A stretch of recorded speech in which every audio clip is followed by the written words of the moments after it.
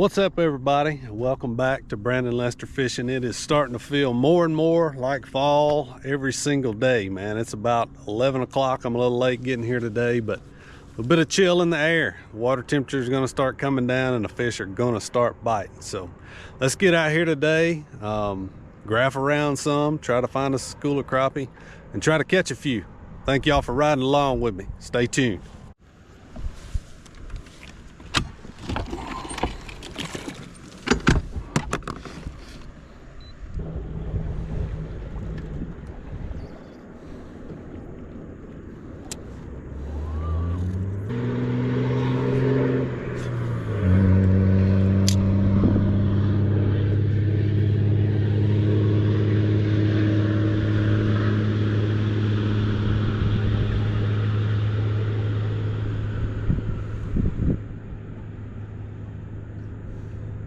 There we go. That's a crappie too.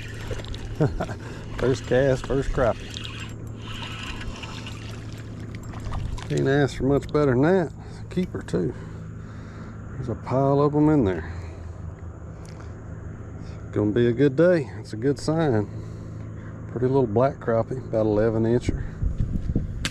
Back in there, boy. We gotta get back in there. Got a brush pile out there and about 14 feet of water. I mean, there is a sure enough wad of them on it too.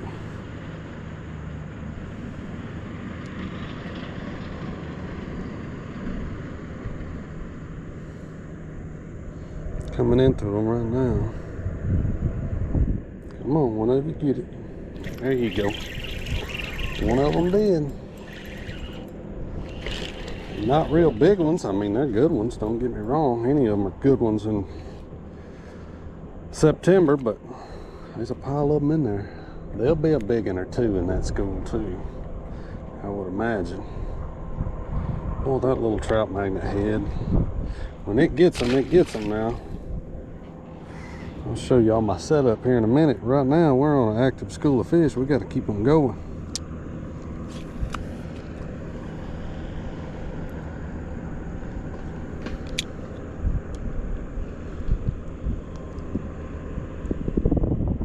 One bumped it right there. Another one bumped it. Oh, come on. Now I just pulled up here and I caught two. Just bam, bam. Y'all saw that. I'm gonna make a quick little change. And I'm glad this is happening because this happens pretty often to me. And I've talked about this before on my channel, but everybody, you know, wants to talk about color, and don't get me wrong, color makes a difference. Everybody wants to talk about jig head color. Don't get me wrong, jig head color makes a difference. All these different things make a difference when it comes to catching crappie, but rate of fall makes a big difference as well. So what I'm gonna do, I had a 1/64th head tied up with a number 5 split shot.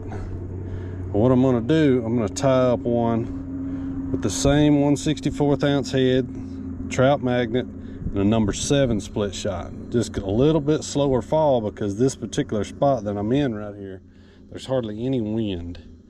So I'm gonna put something on that's gonna cause that bait to hover in the strike zone a little bit longer. And I think I'll be able to get those fish to bite.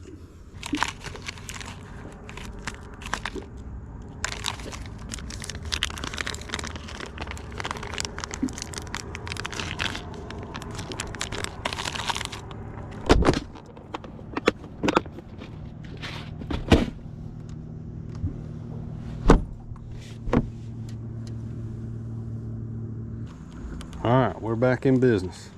Only difference, same bait, same everything. Only difference, number 7 split shot instead of number 5. Let's put it in there and see if it makes a difference.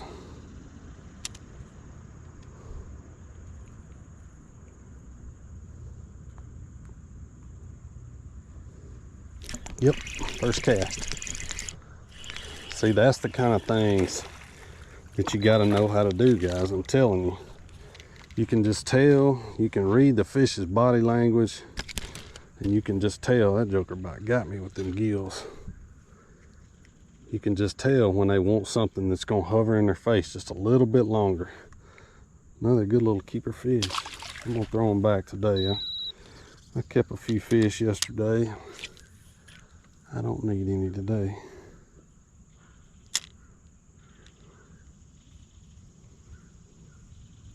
See, that number 7 just slows that bait down. Gives them more time to think about it. It doesn't come by them so fast. There's another one right there. That's a better fish there. Nice crappie. Get in here, buddy. Black nose. You'll hear, that's a good fish.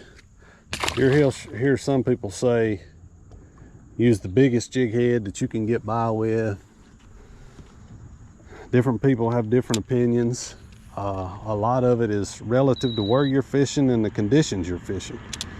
But day in and day out, I like as light a jig head as I can get by with for crappie fishing.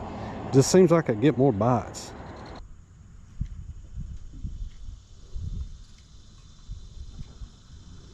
There's another one. This is a good one here. I told y'all they'd be a big one in that school, didn't I? At least it's him. I'm gonna have to get down to land this one. This is a good fish right here. Oh, don't get crappie. Come on, buddy. Look at that one, boys and girls. That's a good one right there now. That's what we're talking about. That's what I'm after. Little tricks make all the difference in the world. I can tell you guys from experience. I've been fishing the Elite Series now. I just wrapped up my 11th year, and it didn't take me long to realize fishing against the best bass fishermen in the world.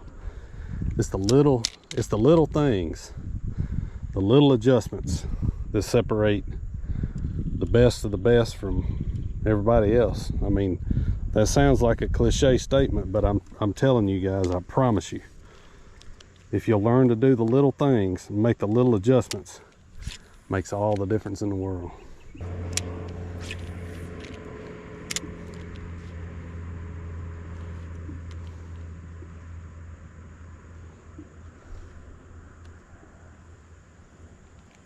There he is. Got another one out there. Oh, it's pretty amazing. Pretty incredible. I'm gonna be honest with you guys. I came over here.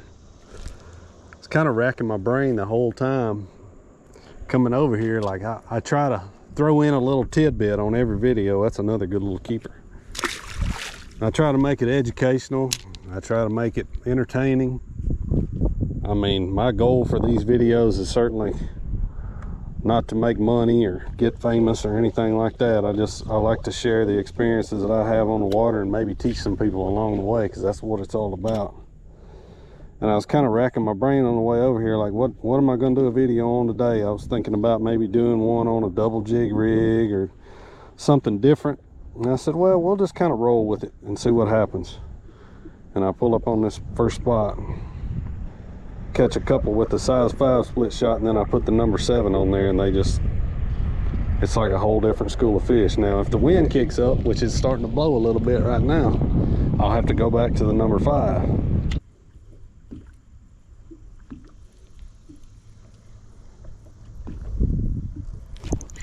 There's a good one. I saw that one. Chase it up out of the school. He ain't as big as he looked, but he was out there about 40 feet. Those of you that use active target, you know the further something is out away from the boat, the more it exaggerates it and makes it look bigger. He looked a lot bigger than that, but he's still a good little keeper. They're definitely biting today. Let me show you guys what I'm looking at right here, because I know y'all like to see what I see. We've got a brush pile out there. I've got my forward range set on 50 feet right now. We got a brush pile right here to the left. Right there is where I'm catching the fish, right in the center of that pile right there. And there's another one on out there a little bit that we'll mess with there in a minute. There's two piles side by side, but let's see if we can get back in there and catch us one. I'm gonna see if I can keep that camera right there where you guys can kind of see. There goes my bait down right there. Y'all see that? Now there comes a crappie over to it. He got it. There he comes in. Y'all see that? That's a pretty good depiction of what I'm seeing right there. That was pretty much perfect. I hope that showed up on the camera good, but this is a darn good fish. Second best one of the day so far. Come here, buddy. Check that one out. It's a good fish right there. I don't care who you are and where you are. That's a dang good one. Definitely take that. Looks like a bunch of big dots in that pile right there. We ought to catch one on this cast.